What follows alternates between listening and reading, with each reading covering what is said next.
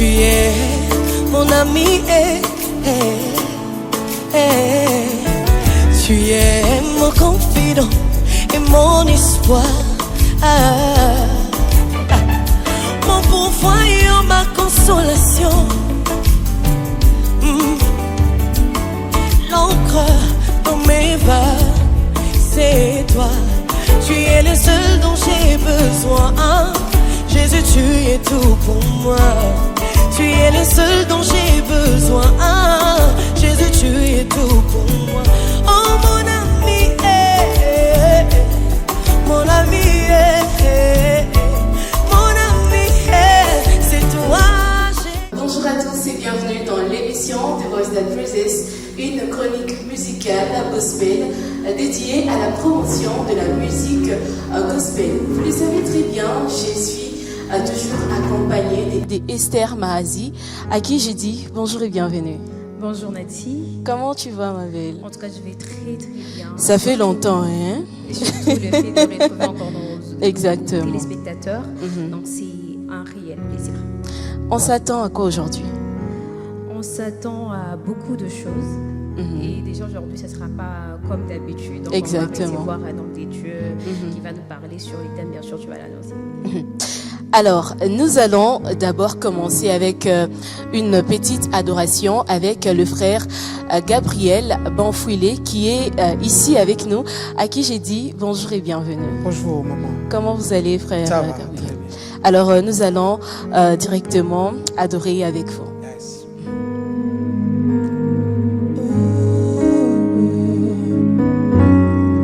Oh. Yahweh, Ozalia, Awa Yozalie. Oh. Yahweh,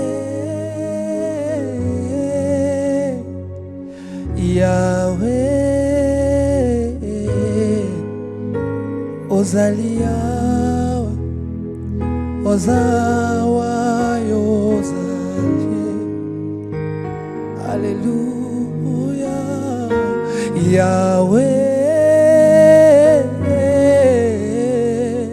Yahweh, Yozaliawa, Awa Yozali. Nabenga kayo papa nangaye. Yahweh, Yahweh, Yozaliawa, Ozawa Yozalie, Kosi na Yude, Yahweh, Yahweh, Yozaliawa, Awa Yozali, Kosi na Yude,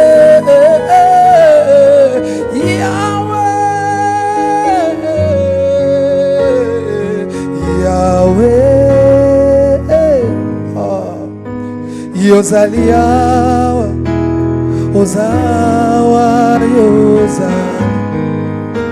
Envie de faire. Le ciel est ouvert. Oh, papa qui m'appelle. J'ai répondu, mais voici. Oh, mais voici. Le ciel est ouvert, papa qui m'appelle.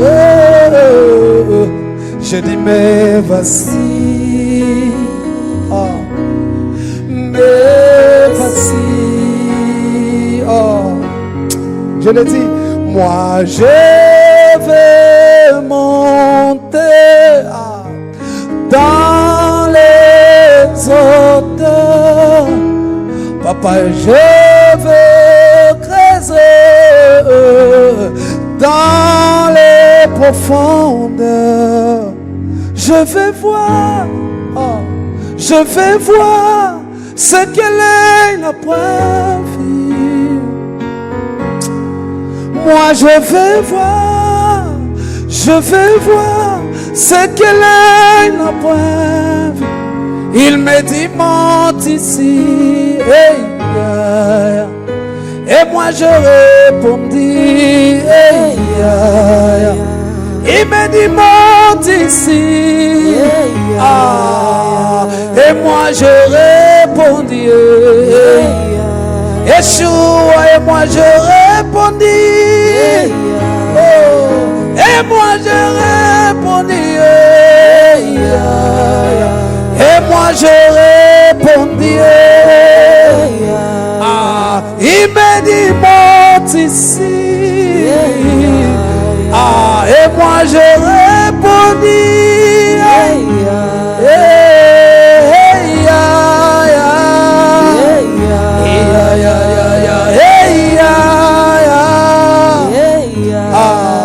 je dis hey ya ya, hey ya ya,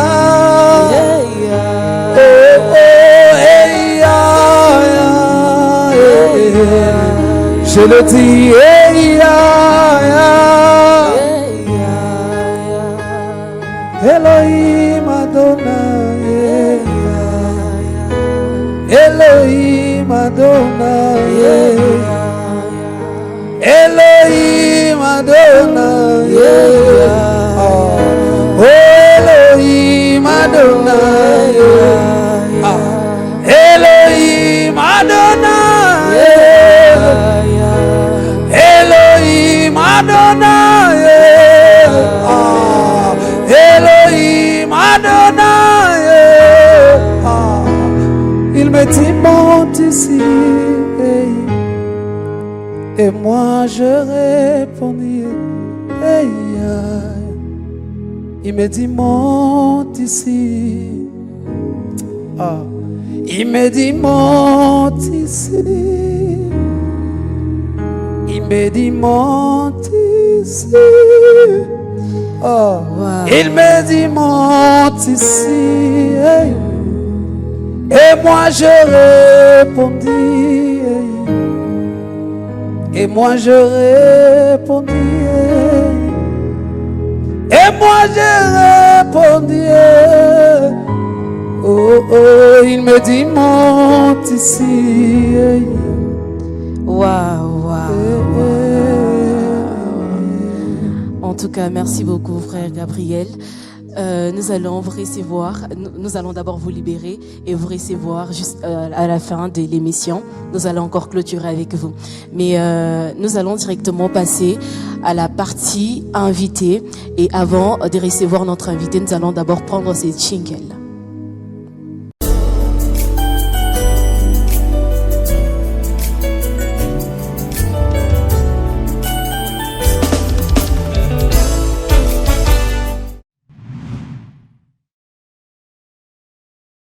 Alors, il est déjà avec nous. Nous recevons pour vous aujourd'hui le prophète Luther King. Il est le visionnaire plutôt du ministère Le Pèlerin à Kolwezi.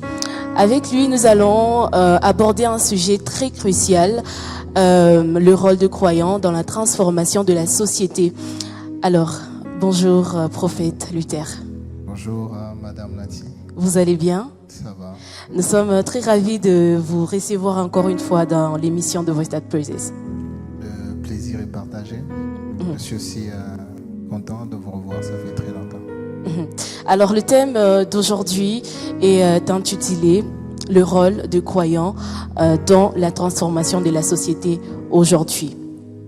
Alors d'après vous, quelle est la mission fondamentale d'un croyant dans la société aujourd'hui? Parler de la mission fondamentale serait peut-être limiter ou mettre en valeur une seule mission. Je pense que un croyant a plusieurs missions qu'il pourra accomplir dans la transformation d'une société.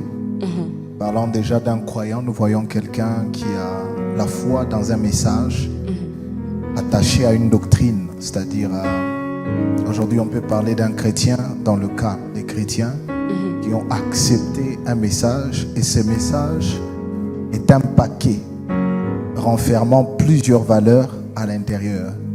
Ce qui fait qu'un croyant est une personne dotant de plusieurs valeurs, et les valeurs chrétiennes mises dans la société peuvent être le source de la transformation d'une société. Entre autres, peut-être s'il faudrait que je parle, puisqu'on est en République démocratique du Congo, et la transformation de la société doit intervenir dans plusieurs domaines et à plusieurs niveaux. Et dans le cas sous examen, par exemple, s'il faut qu'on parle de l'apport d'un chrétien dans le domaine de la justice de notre pays, si vous pouvez me permettre de lire un verset qui me permettra de bien m'expliquer. Je suis dans Proverbe, chapitre 21. Proverbe, chapitre 21, le verset 21. La Bible dit: celui qui poursuit la justice et la bonté trouve la vie, la justice et la gloire. Si je pouvais dire Amen. Amen. La Bible est en train de le dire, c'est-à-dire celui qui poursuit la justice. J'aime ce qu'il trouve après. La justice et la bonté trouvent la vie, premièrement, et deuxièmement, la gloire. La gloire, je peux parler que la gloire, c'est une valeur. La gloire, c'est l'honneur d'une personne. La gloire, c'est l'honneur d'un pays. La gloire, c'est l'honneur d'une ville. La gloire, c'est le poids d'une société. Alors, dans les Écritures, on nous prouve que la gloire est aussi sujet de celui qui poursuit la justice. C'est-à-dire, en dehors de celui qui ne poursuit pas ou en dehors de la justice, on ne peut pas parler de la gloire. La gloire est attachée à la justice. Alors, si un croyant ayant reçu un tel message, vivant dans la justice, sachant bannir et mettre à l'écart toute injustice, je pense que celui-là sera un modèle pour la société, et la transformation de la société est possible avec une telle ou un tel chrétien. Voilà, prophète, il arrive par moments, on n'est pas vraiment conscient de notre mission ou de l'appel de Dieu, par exemple, dans notre vie, et on se permet de faire du n'importe quoi. Alors, pensez-vous que les chrétiens sont pleinement conscients de leur mission, de leur rôle dans la société? Je pense que avoir la conscience sur la mission, peut-être pas d'une manière directe, mais même d'une manière indirecte, un chrétien doit savoir que son comportement, ses agissements sont une source soit des malédictions ou des bénédictions. Alors lorsqu'on parle des bénédictions, je pense que ça sera un rôle à jouer dans une société. Donc parler de la conscience déjà sur un croyant ou un chrétien, je pense que éliminer la conscience sur une telle personne signifie aussi bannir la qualité de croyant qu'il est ou chrétien qu'il est. Parce que déjà que quand on est enfant de Dieu, on a une mission à accomplir. Exactement. Plusieurs personnes, peut-être, c'est le fait de se retrouver dans un mouvement chrétien, dans des organisations autour du nom de Dieu, mais ne sachant pas le fond et le fondement de ce qu'ils sont en train de faire. Mais celui qui a une conscience nette dans les choses de Dieu, je pense qu'il doit connaître c'est quoi sa mission. Voilà. Alors, comment les croyants ils agissent dans la vie, en fait, après l'Église? Parce qu'aujourd'hui, on a du mal à différencier un chrétien et une personne qui n'a jamais donné sa vie à Christ en dehors du temple. Alors, selon vous, comment est-ce que le croyant il agit en dehors du temple? Je pense que cette question... Pour inspirer la transformation sociale. Exactement. Je pense que cette question, ça devait être ma question à vous. Pourquoi? Parce que moi, je suis pasteur et le but, c'est la transformation des vies. Mais est-ce que vous croyez qu'ils agissent vraiment comme de vrais modèles pour inspirer également ceux qui n'ont pas encore accepté Christ comme Seigneur et Sauveur? Ok, je vais répondre de cette manière. Quand vous me parlez directement d'un chrétien, pour moi, je crois qu'il agit bien. Quand vous me parlez déjà d'un chrétien, je crois qu'il agit bien parce que déjà un chrétien est un imitateur du Christ.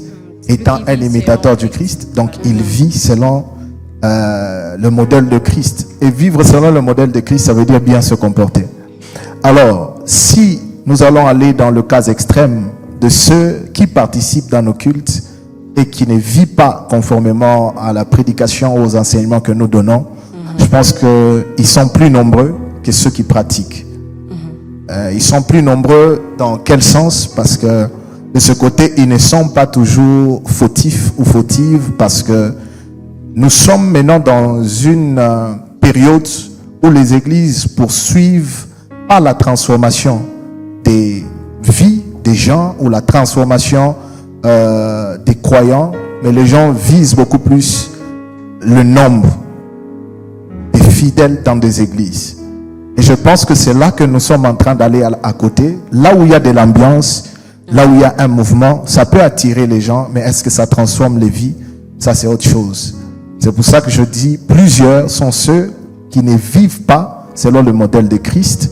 Mais parler d'un chrétien, je dirais directement oui. Son agissement dans la société ne pourra qu'inspirer les autres. Je vais ajouter prophète. sur ce Donc, qu'Esther, sur la question d'Esther, je vais ajouter prophète. Oui. La Bible dit dans Matthieu 5,14 que vous êtes la lumière du monde. Ouais. Donc cela signifie que le croyant doit être un exemple visible. Ouais.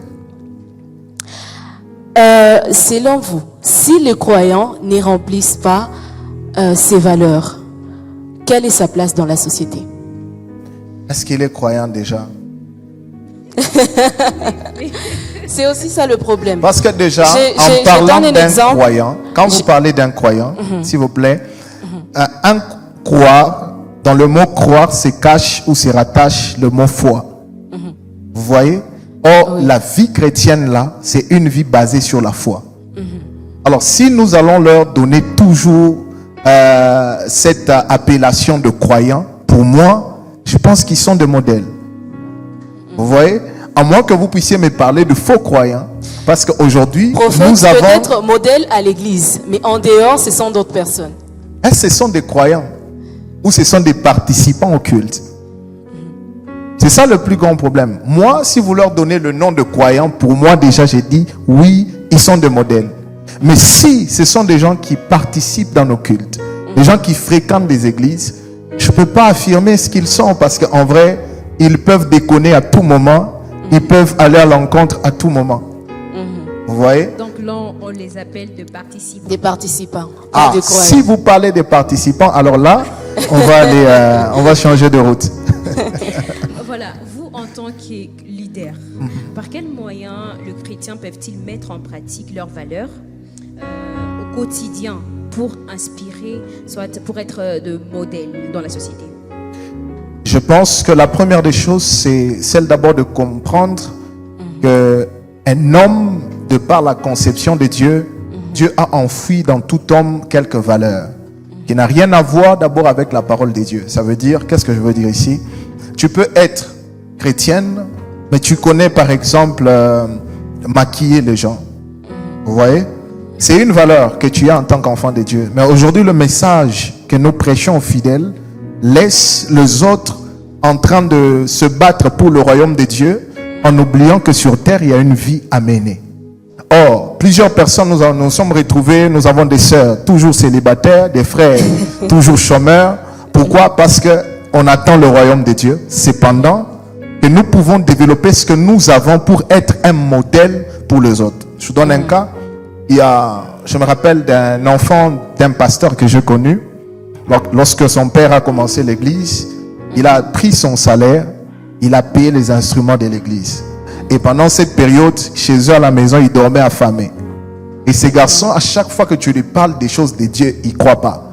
Il dit, si j'accepte de servir Dieu, je vais dormir affamé parce que servir Dieu demande prendre tout ce que j'ai pour amener à l'église. Vous comprenez ça? C'est-à-dire parfois nos agissements, nous pensons que nous avons agi, c'est resté gravé dans le cœur des autres.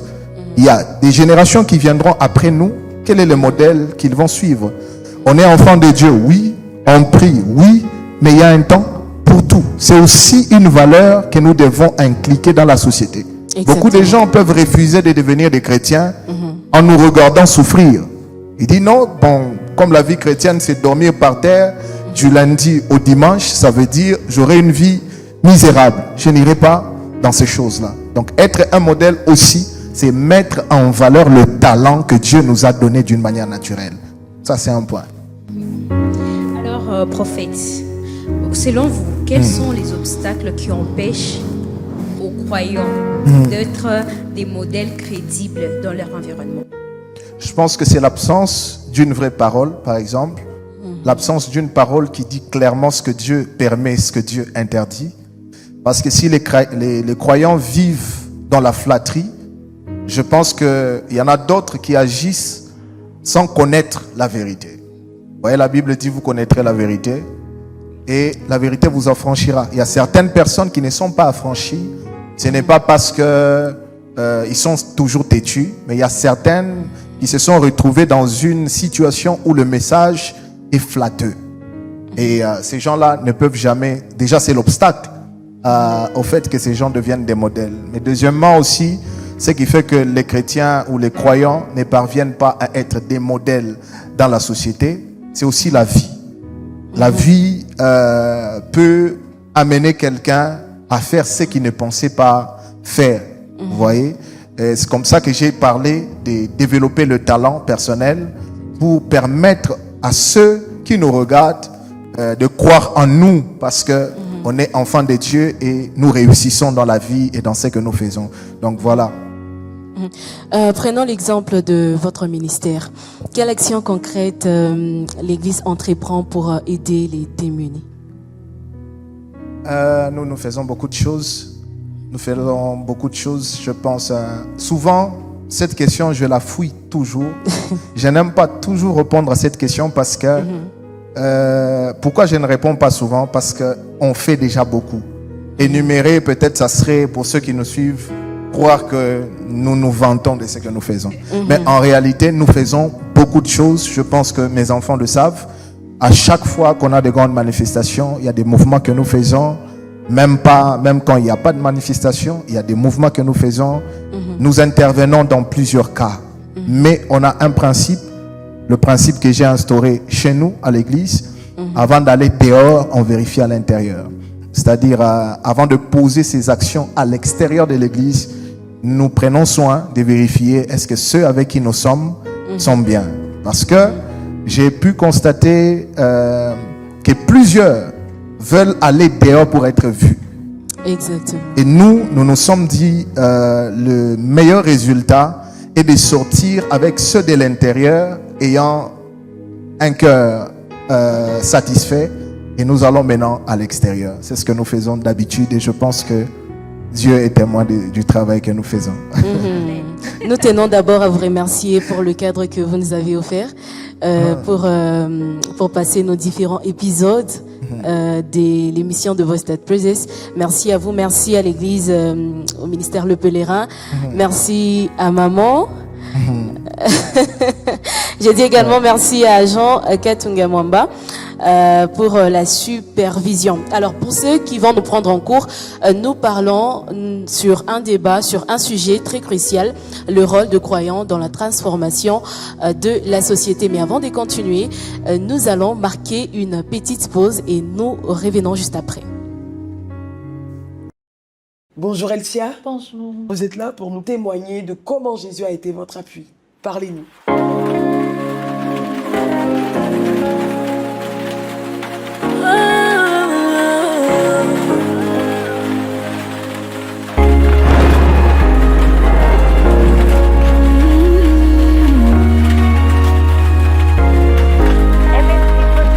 Ils ont tout fait pour me faire tomber. Ils ont tout fait pour me faire chuter. Autrefois appelé à l'échec, autrefois appelé moins que rien. Ils ont oublié que Jésus est de mon côté. Ils ont oublié que Jésus est de mon côté.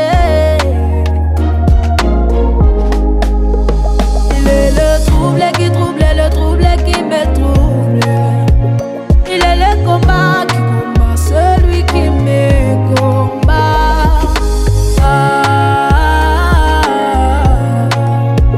Yende appui na ngai atango nyonso.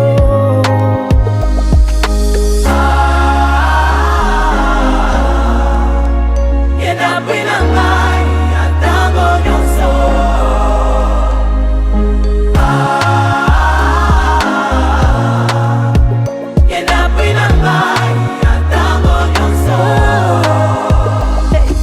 Jésus mon seul ami, que je prends comme appui. Et même dans les épreuves, il est mon seul secours. Yende sekele nangai. Ils ont décidé de m'effacer. But Jesus said non, j'ai triomphé. Et même dans leur complot, comme mon nom est cité. Il est le trouble qui trouble les troubles qui me troublent. Il est le combat qui combat celui qui me combat.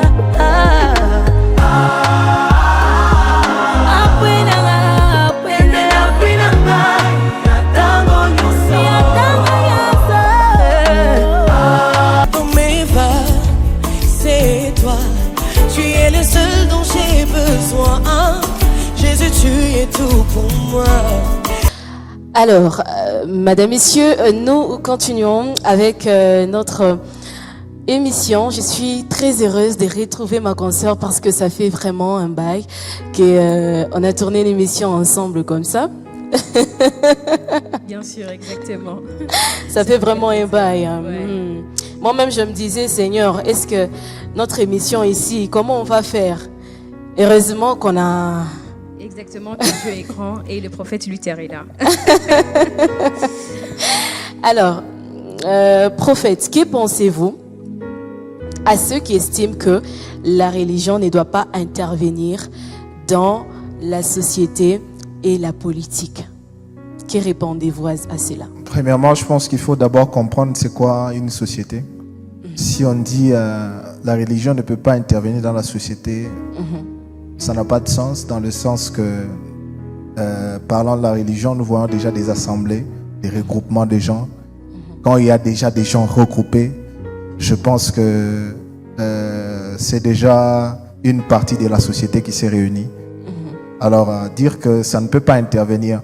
Vous imaginez aujourd'hui un pasteur qui a 5000 personnes et que tous ses fidèles croient en lui. Le message qu'il prêche va rentrer dans la société. Ces 5000 personnes ont des amis. Ces 5000 personnes ont des familles. Quand ils parleront avec les autres, c'est le seul message du pasteur qui sera véhiculé. Donc, dire que ça ne peut pas entrer dans la société ou avoir de l'impact sur la société. Surtout la politique. Dans la politique, je pense, ça dépend. Mais en vrai, quand vous lisez la Bible, dans la Bible, la politique déjà était dirigée par les croyants. Ok. Ouais, exactement. Les prophètes étaient des gens qui étaient dans la cour royale. Le roi était, d'ailleurs, le tout premier roi de la Bible, a été établi par Dieu lui-même. Il s'ensuit toutes les personnes que nous citons dans la Bible comme des David, comme des Salomon. Ce sont des gens que Dieu lui-même a appelés. C'est comme ça que d'ailleurs on dit toute autorité vient de Dieu. Et si ça vient de Dieu, pourquoi ceux de Dieu ne peuvent pas s'en occuper? Alors, quels sont le caractère spirituel que doit développer un croyant? Les grandeurs spirituelles, Oui.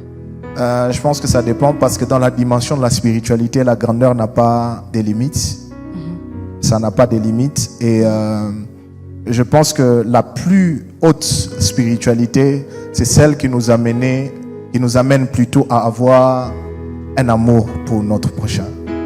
Ça, sans celle-là, je pense que tout ce que nous parlerons, ça ça n'a pas d'importance. Aujourd'hui, si vous voyez les gens s'entretuer, si vous voyez des gens s'empoisonner, c'est pas l'absence de cette valeur de l'amour. L'amour, les gens ils ont préféré parler en langue et détruire leur cœur. Les gens ont préféré donner des détails et d'avoir un mauvais cœur. Et je pense que l'amour, c'est le sommet de la spiritualité. Alors, prophète, comment les croyants peuvent-ils comprendre, non seulement comprendre, mais aussi assumer leurs responsabilités dans la société? Comment ils doivent assumer leurs responsabilités dans la société? Je pense que les chrétiens ou les croyants doivent faire la part des choses. Ça, c'est la première des choses. Savoir quel temps il faut prier, quel temps il faut travailler. Parce que pour inspirer les autres, il y a plusieurs critères, il y a plusieurs domaines. Ça, c'est un problème que nous avons trouvé avec les chrétiens parce que on mélange les choses. On ne sait pas différencier les histoires. Je pense que c'est le point le plus majeur qui peut aider un chrétien à inspirer les autres ou à être un modèle pour les autres. Savoir faire la part des choses, savoir que c'est le temps de prier, n'est pas arrêter les études parce que tu as eu un appel. C'est très très important et je pense que ça nous aidera. Alors, vous êtes le visionnaire du ministère Le Pèlerin. Alors, comment est-ce que vous favorisez suffisamment l'engagement de croyants dans les actions sociales, comme offrir à ceux qui en manquent, parce que vous avez parlé de ça tout à l'heure, que d'abord dans l'Église. Certains pasteurs ont donné une image aux chrétiens que aider les pauvres, soit les veufs, soit les vieillards, c'est s'enfermer, soit on va batafunga, makuta, finance et tout, comme ils prétendent que ce sont des sorciers. Alors, que pensez-vous de ça? Et d'abord, est-ce que vous encouragez d'abord vos fidèles? Les encourager dans le sens que de ne pas donner aux vieillards. De donner, et que pensez-vous de l'image que certains pasteurs véhiculent de ce vieillard, non seulement de vieillard, mais également de ces enfants qui... Le plus grand problème, c'est que nous avons des églises comme des salles de classe qui n'ont rien de spiritualité, qui n'ont que les français et la diction. Alors, je pense que si nous pouvons comprendre les choses de Dieu comme des choses spirituelles, on n'aura pas peur d'un sorcier. La Bible dit, voici les miracles qui accompagneront ceux qui auront cru. En mon nom, ils chasseront des démons, ils vont guérir des malades. Bon, qu'est-ce que nous aurons peur face à un sorcier? Je pense que ma foi à moi ne me permet pas d'encourager cette position, de croire que les sorciers peuvent fermer les finances. Et puis il faut savoir, si un sorcier bloque tes finances, qui les avait ouvertes? C'est aussi ça le plus grand problème, parce que la Bible dit, ce qui est entre les mains de Dieu, personne ne peut l'arracher. Ce que nous avons reçu de Dieu se garde dans la présence de Dieu. Il faut savoir toutes ces choses-là. Et pour moi, je pense que être assis dans les Écritures et vivre pleinement la spiritualité avec Dieu nous permet de ne pas avoir peur dans n'importe quel domaine. Donc, vous voulez dire que ces pasteurs ne sont pas vraiment assis dans la parole de Dieu? Bon, vous savez, je veux te... Ok, exactement, ils ne sont pas assis. Pourquoi? Je le prouve. Vous ne pouvez pas diriger les gens si vous n'avez jamais été appelé. Dans la marche chrétienne ici, vous ne pouvez pas diriger les gens si vous n'avez jamais été appelé par Dieu. Ce n'est pas appelé par ton pasteur. Ce n'est pas les pasteurs qui constatent que tu es un homme humble, tu parles bien avec les gens et tu deviens un pasteur. Ce n'est pas ça. C'est comme ça que les églises que nous voyons sont des églises basées sur la littérature de l'écriture. C'est lui qui a déjà écouté une fois Dieu dans sa vie a une autre façon de voir les choses spirituelles. Vous voyez? Donc, je n'attaque personne, mais je le dis clairement que si d'une manière personnelle, tu n'as jamais négocié avec Dieu sur ton appel, je pense qu'il ne faut pas commencer une église. Tu auras peur de tout. Tu auras peur des sorciers, tu auras peur même des offrandes. Oh, on m'a donné une offrande qui a bloqué mon onction. Il y aura tout ça. On est tenté de plusieurs manières, mais quand nous sommes spirituels et assis dans le Seigneur, nous sommes protégés. Prophète, on a l'impression que certains chrétiens ou croyants sont croyants qu'à l'église. Dans leur famille, ce n'est pas le cas. En tant que visionnaire du ministère Le Pèlerin, comment vous accompagnez vos membres à devenir acteurs de paix ou de réconciliation dans leur famille? Exactement, c'est une phrase que je répète toujours à l'église. Je dis toujours à nos fidèles que les membres de l'église que vous êtes, quand vous arrivez chez vous, dans une famille où il y a des gens qui ne prient pas avec nous, automatiquement vous êtes devenus nos évangélistes. Ça veut dire, là où notre message n'est pas encore arrivé, ça pourra arriver par votre présence dans le milieu. Ce n'est pas aussi facile, surtout pour des familles où la division règne. C'est pas vraiment facile. Oui, la division, je vais te lire un verset, je pense que ça va m'aider à répondre. Matthieu chapitre 5, le verset 9. La Bible me dit, heureux ceux qui procurent la paix, car ils seront appelés fils de Dieu. Ouais, Oui. c'est ça l'identité des fidèles que moi j'encadre. C'est des personnes sources de paix dans leur famille.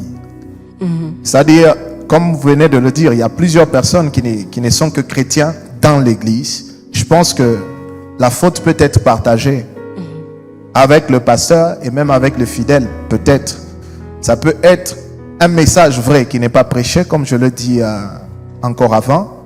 Mais ça peut aussi être quelqu'un qui n'est pas chrétien, qui est juste Participant. c'est lui qui... Voilà, un participant.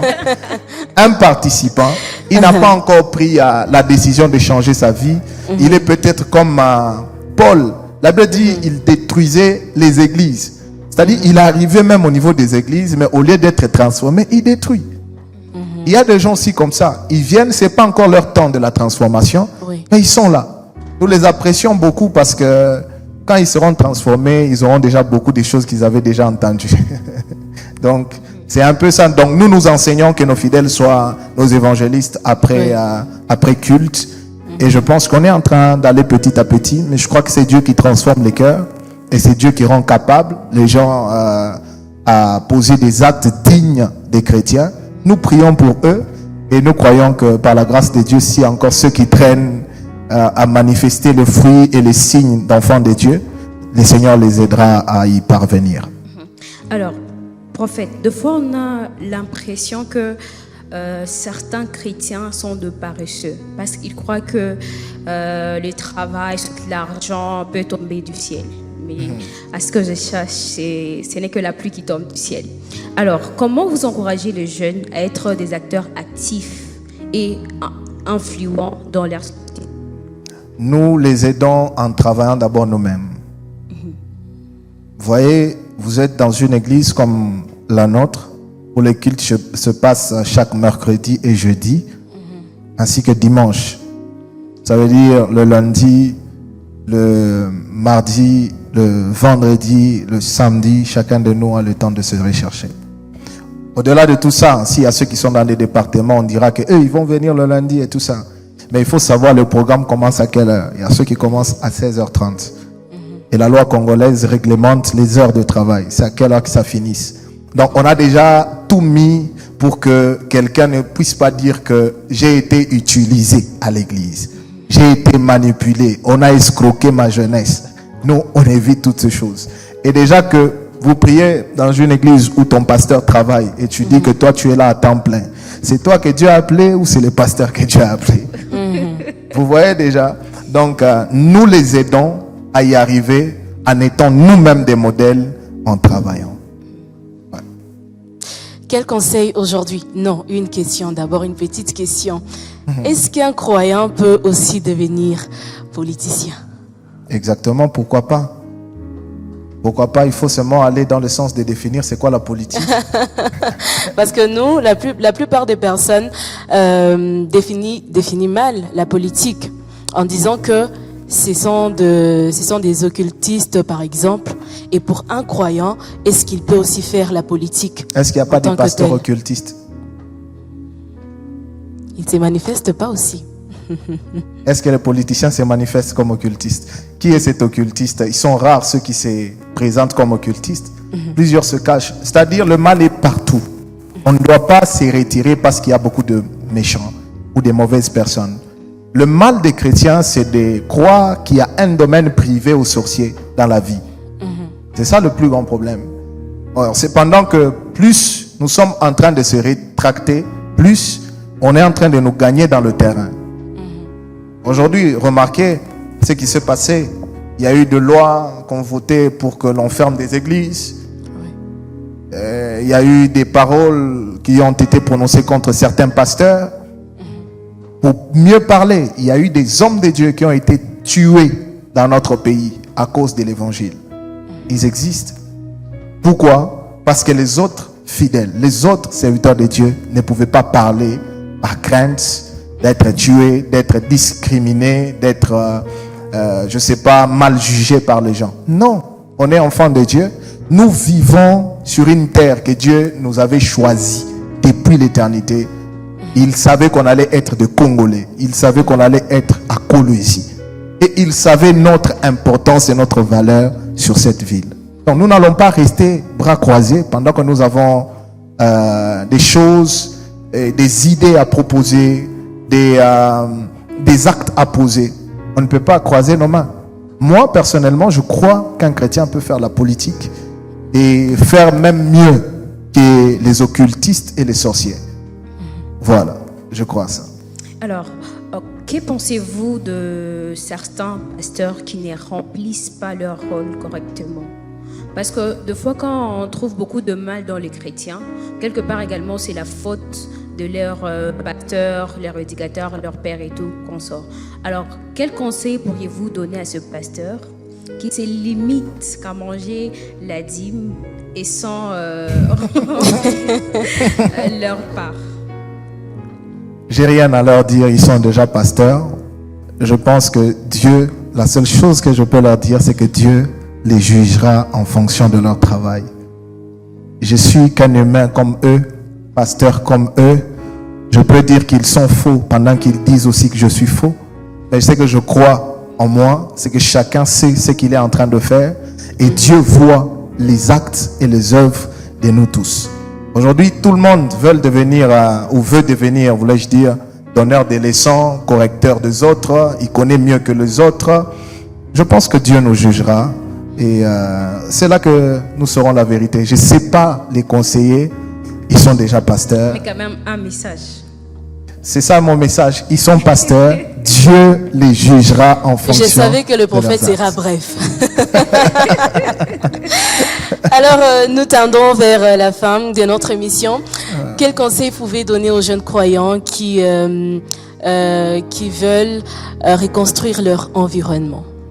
En tout cas, soyez courageux, soyez spirituels, ayez les valeurs chrétiennes pour vous permettre d'atteindre vos objectifs. Comme on dit dans le monde, c'est pas tout ce qui brille qui est de l'or. N'enviez pas les autres parce que vous ne savez pas les chemins qu'ils ont empruntés. Vous êtes chrétiens, accrochez-vous aux valeurs chrétiennes et développez vos potentialités. Faites un effort de vous étudier avant d'étudier les autres. Parce que plusieurs prennent le temps pour connaître les fautes des autres, les faiblesses des autres, en oubliant qu'ils sont plus faibles que les autres. C'est plus important de se connaître. Plusieurs personnes se sont retrouvées dans les échecs de leur parcours, pas parce que ils n'ont pas eu des bonnes personnes à leur côté, mais c'est seulement parce que ces gens n'ont pas eu le temps de s'étudier personnellement. Combien de gens ont mal fait leur choix? Combien de gens se sont très mal orientés dans la vie? Simplement parce qu'ils ont eu beaucoup de temps sur les vies des autres que sur leur propre vie. Alors prenez votre vie au sérieux. Ne jugez pas. C'est comme là, nous serons tous en train de dire, un pasteur qui ne chasse pas des démons ne mangera pas la dîme et tout ça. Je pense qu'il sera mieux de vous évaluer personnellement avant d'attaquer les gens. Donnez-nous quand même votre lecture sur cette affaire, prophète. Ne soyez pas aussi bref. Je pense que c'est lui qui a parlé de ça, il était prophète. Ça peut aider quelqu'un aujourd'hui. Il était, je le dis, j'ai dit c'est lui qui a parlé de ça, il était prophète. Et je ne sais pas s'il a parlé aussi des prophètes ou des apôtres, mais j'ai entendu qu'il a parlé des pasteurs. Pour moi, je crois que ce qu'il a dit, peut-être qu'il n'a pas compris ça. Lui, il est prophète, il ne connaît pas ce qui se passe dans le corps pastoral. Et moi, j'ai appris à les tolérer et à l'accepter comme il a parlé. Alors, un petit mot de la fin. Je dis merci pour votre présence et d'avoir pensé à nous. Et peut-être, qu'est-ce que je voulais dire aussi, que Dieu vous bénisse pour votre temps disponibilisé pour cette émission. Et je dis aussi, j'ai béni tous les fidèles de l'église, ministère Le Pèlerin, des gens qui ont été à nos côtés depuis des années, des gens avec qui nous avons traversé des moments sombres, difficiles, des critiques, des encouragements, toutes ces choses-là. Je dis que le Dieu du ciel vous bénisse. Je n'ai rien à vous donner, mais je crois que Dieu peut faire quelque chose dans votre vie. Que Dieu vous bénisse. Amen. Vous allez leur donner la parole. Esther, un petit mot de la fin. Voilà, je dis merci beaucoup, prophète Luther, d'avoir accepté notre invitation. Merci. Merci également de nous avoir permis de présenter cette émission dans ces beaux cadres. J'ai dit merci au ministère Le Pèlerin. J'ai dit merci aux frères Victoire, frère Josué et à toute l'équipe. Également Honoré Ilunga et à toutes les personnes qui nous ont accompagnés. Un grand merci. Merci beaucoup, prophète, d'avoir répondu à notre invitation aujourd'hui. Nous sommes très bénis. Merci aussi pour ces beaux cadres, le ministère Le Pèlerin. Merci à toute l'équipe qui nous a accompagnés aujourd'hui. Et je vais inviter le frère Gabriel Banfouilé, avec qui nous allons clôturer cette belle émission. D'ici là, portez-vous bien.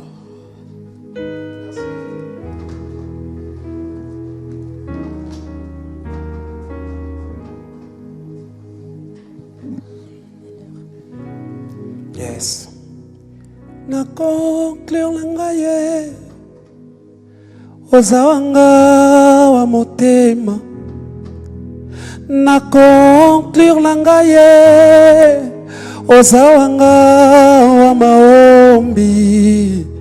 Na conclure langaye ozawanga wa milima. Na conclure langaye ozawanga ya losambo. Zamba losambo nangaye, zamba losambo sikoyo, zamba losambo, zamba losambo nangaye, na conclure nangaye, ozawanga ya mosala Yesu. Na conclure langaye osalaka papa nangaye yo zamba prophète Luther zamba pèlerin zamba salaka tala na conclure langaye ozanga milima Yesu papa gode nangaye Zambe na lukaka yo na bampiaka Yesu na lukaka yo na tine Yesu na lukaka yo na motema Yesu na lukaka yo na bajenu papa Yesu Yesu yo Je suis là, papa, je suis là, papa, je suis là en ce lieu. Je suis là, papa, je suis là en ce lieu. Na yeko luka Yesu. Kolembanga ite, kolembanga ite, kolembanga ite. tala toye ebele koluka yo Yesu na ngai akolema ngai te. Je suis là papa, je suis là encore, je suis là Seigneur. Naye na mikumba na ngai Yesu, naye na losambo na motema, naye il dit Déborah viens.